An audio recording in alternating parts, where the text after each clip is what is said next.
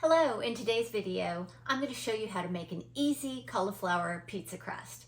And what I mean by easy is this version. All you need is your hands and pots and pans.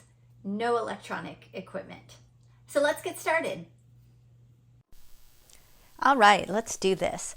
First up, we need frozen riced cauliflower.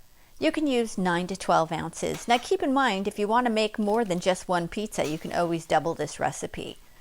Pour the riced cauliflower into your frying pan. Now you're not going to add anything to it. The frozen water will melt and you're simply just heating up the cauliflower. Meanwhile, you get out a 10-inch round pizza pan and put parchment paper on it. Also preheat your oven to 425 degrees. This is a bar towel that I get with a colander. So I place the clean bar towel into the colander. And what I'm going to do next is take my hot rice cauliflower, once it's ready, and pour it into the bar towel.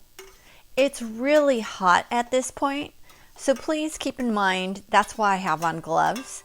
And you'll see that in a moment, I'm going to add another set of gloves because what you're going to want to do is wring out all of the water from the cauliflower.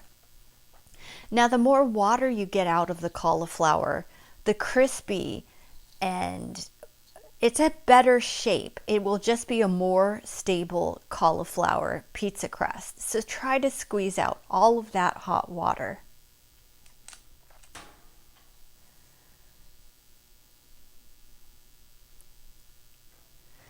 Now you're going to have, you can see it's piping hot, a nice cauliflower base. You throw that into your bowl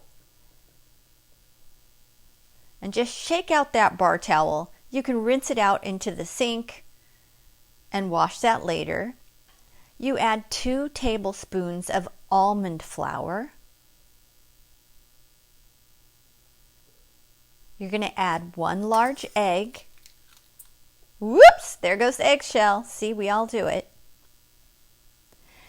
Then you're going to add 1/4 cup of both Parmesan cheese shredded and 1/4 cup mozzarella cheese shredded. You add 1/2 teaspoon of garlic powder, 1/2 teaspoon of oregano dried. And now you're going to mix it all together. So your cauliflower is already hot, so the cheeses are going to melt into this base. And in this version, we're not using any electronics, so I'm just going to mix until the cheeses and the cauliflower and the spices are all mixed really well together.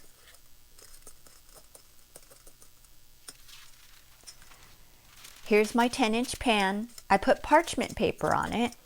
And then you're going to put the cauliflower pizza dough on top of the parchment paper. Now this is going to take a little bit of patience. But patience is necessary because you want a nice pizza crust. So starting from the middle, do what I'm doing here, and you're slowly going to bring it out to the edges. And you'll see that this takes a little bit of patience, and sometime I'm pounding it a little harder. I'm getting it a little nicer around the edges. Got to kind of be a little artist here because you want it to form well. You don't want any gaps in the middle. You want it to be one solid piece, so once you put your toppings on later, it's not going to flow through. So just take the extra time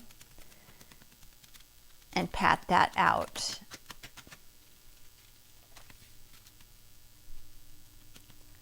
There we go. Perfect. Just hold on to the edges and just keep going. And once you get it to where it looks pretty nice, doesn't that look great? It really does resemble a pizza crust, and this is so much healthier and so much better for you. The cauliflower has boron, which is good for your bones. You're going to put it into your preheated oven of 425. And let that cook. You're going to cook that to 15 to 20 minutes. And yes, it does look brown and the parchment paper looks brown, but this is exactly how it should look. And it's so much healthier. And that's all there is to it.